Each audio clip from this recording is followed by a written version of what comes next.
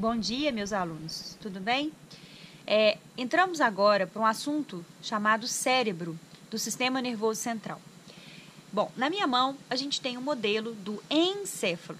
Nós já vimos nas aulas anteriores que o encéfalo é o conjunto de sistema nervoso central alojado no crânio. Então aqui, na minha mão, na minha peça, a gente consegue observar o cerebelo, que faz parte do encéfalo, o tronco encefálico, que vocês já estudaram comigo, e nós temos o famoso cérebro. O cérebro, ele é formado de duas porções. O telencéfalo, que é essa parte formada por giros, que parecem essas minhoquinhas famosas, e o diencéfalo, que é o assunto da aula de hoje. O diencéfalo, ele é diminuto, ele é pequeno em relação ao telencéfalo. O telencéfalo ele se desenvolveu muito e tampou o diencéfalo. Logo, para a gente estudar o diencéfalo, eu tenho que fazer um corte mediano nessa peça, cortar o encéfalo ao meio e eu vou mostrar para vocês que na parte interna do cérebro eu tenho então o diencéfalo. Vou apontar aqui com a caneta a área total do diencéfalo e depois eu explico com mais detalhes. Vejam só, o diencéfalo é contemplado por essa parte anterior, essa porção inferior, essa posterior e aqui logo abaixo desse rosinha eu tenho a porção superior do diencéfalo. Ele ainda é dividido em 4 partes e essas 4 partes são chamadas de tálamo, hipotálamo, que certamente vocês já ouviram falar, epitálamo e subtálamo. A primeira porção é o tálamo. Para a gente identificar o tálamo, eu vou mostrar inicialmente um sulco, que é chamado de sulco hipotalâmico.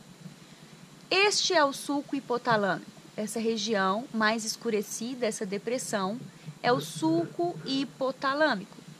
Acima dele, nós temos a região de tálamo.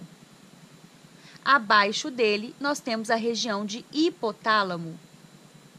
Na região de tálamo, vocês vão identificar uma aderência que parece esse pininho aqui central. Isso chama aderência intertalâmica. Ela tem a função de comunicar este hemisfério com o outro. Nós temos ainda o hipotálamo. O hipotálamo é a região abaixo do tálamo, abaixo do sulco hipotalâmico. O que nós temos que identificar nesta região? A gente identifica inicialmente o quiasma óptico, que é essa estrutura esbranquiçada.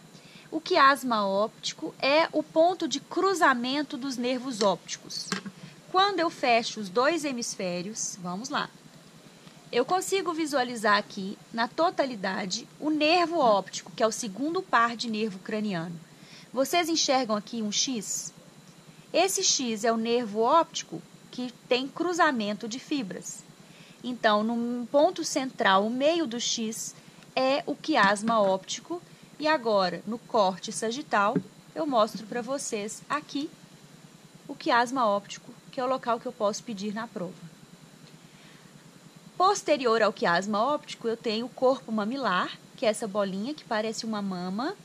E entre os dois, existe um recesso, que é esse fundinho, que leva a um cabinho chamado infundíbulo. E esse cabinho, ele segura a glândula hipófise. A glândula hipófise não foi demonstrada nesse modelo. Daqui a pouco eu vou mostrar uma outra placa. E ela é uma importante glândula do nosso corpo que comanda áreas bem distantes do crânio, né? Vocês devem ter visto isso em neurofisiologia. Bom, agora a gente vai ver as estruturas do epitálamo. Epitálamo é a região posterior do diencéfalo. Aqui a gente vai identificar duas estruturas. A menorzinha e a mais inferior, que é chamada de comissura posterior, e essa superior a ela e maior, que é chamada de glândula pineal. A glândula pineal, ela está em voga, ou seja, é um assunto muito atual, porque ela libera um hormônio chamado melatonina, que é um hormônio que inicia o sono. O sono, existem fases do sono que descansam mais do que outras, e a melatonina é um hormônio importante para a gente entrar na fase profunda do sono. Além disso, a melatonina, a glândula pineal, ela tem um importante papel de inibir as gônadas na infância.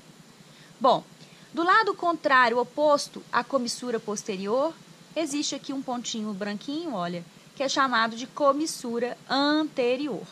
As comissuras, de novo, têm função de comunicar esse lado com o outro lado do sistema nervoso central.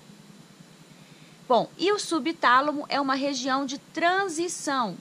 Então, o subtálamo é a transição entre o mesencéfalo e o diencéfalo. Bom, assim a gente encerra as estruturas do diencéfalo, lembrando que o diencéfalo como um todo, ele tem função importante vegetativa, exemplos, né? O estado de sono, vigília, sentir fome, sentir sede, são funções que são contempladas especialmente pelo diencéfalo. No próximo vídeo a gente vai mostrar uma outra placa, tá? Aguarde. Beijos!